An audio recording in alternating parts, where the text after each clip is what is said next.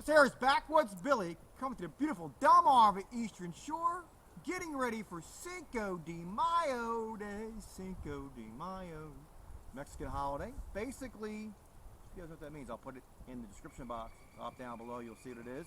Estrella Jalisco, which is an imported product from Mexico. ABV owns 50% and has the ability to buy 50% more. And the reason why they came out with this beer is because Modelo and Corona that they already had, they had to sell to Constellation brands in the United States, the rest of the world, to distribute them, and allow them to distribute those Mexican beers. Mexican beers, light beers than Mexican beers, than import beers, are the fastest growing categories. And in craft beer, the fastest growing category is sour beers, followed by New England IPAs.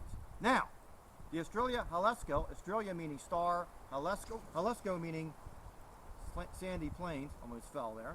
I got my little flamingo dancer right here. This one, it has the hula skirt. That one's a regular one. I got a hula girl. I got to find her. I'll deal with her.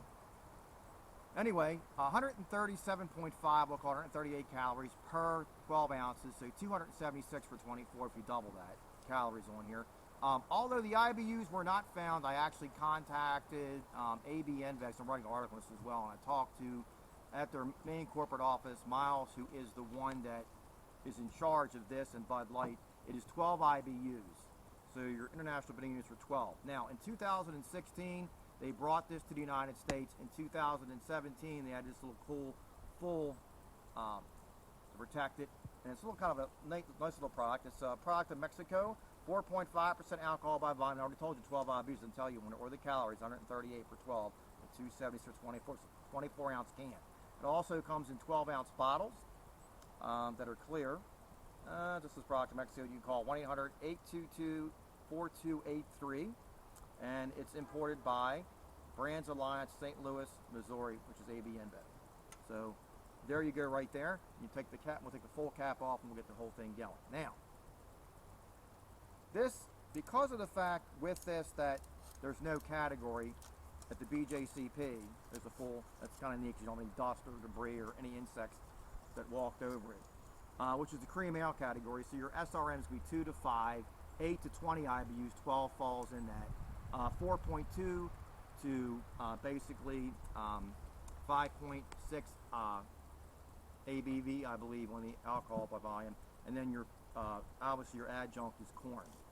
So your malted barley, it's going to be your big ingredient, your hops, your filtered water, and your something like Pac-Man yeast and Mexican lager yeast, which is going to be a higher attenuation. In other words, more of the sugars convert to alcohol. Therefore, the finish on a Mexican lager will be drier than, say, a European or an American lager. So before you even get it, if you know these things, you can tell if you're going to like the beer or not.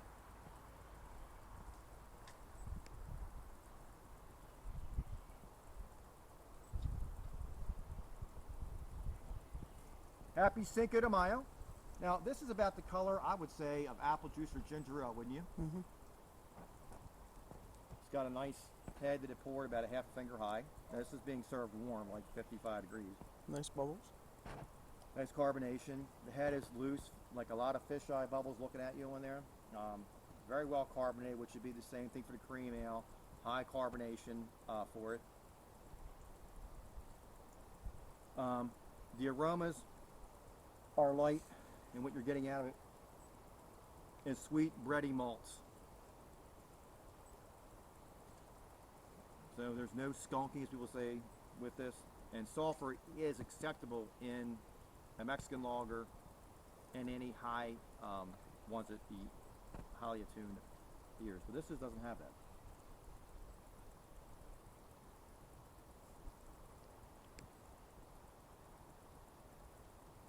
Carbonation dancing on the tongue adds to the spices.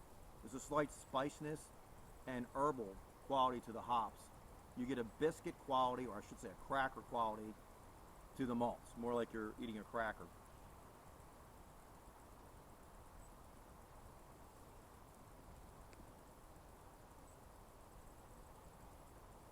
Slightly sweet. It doesn't finish as dry as some Mexican lagers would, being that more the sugars convert to alcohol, so it's not as dry as some are.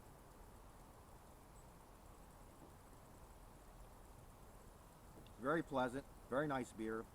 Body is medium, carbonation is medium high. The head would do better if it was colder, but it's warmer.